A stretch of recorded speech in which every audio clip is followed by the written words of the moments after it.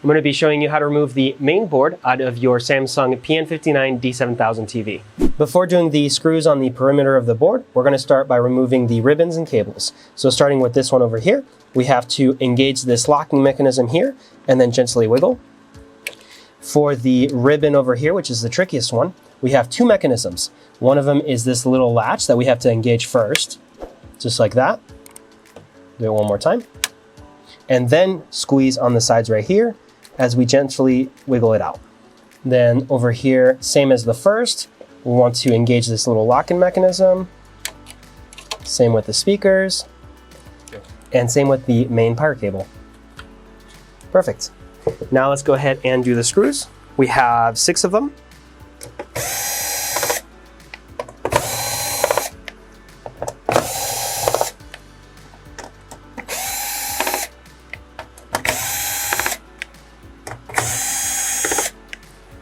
And now the circuit board should lift right out. There we go.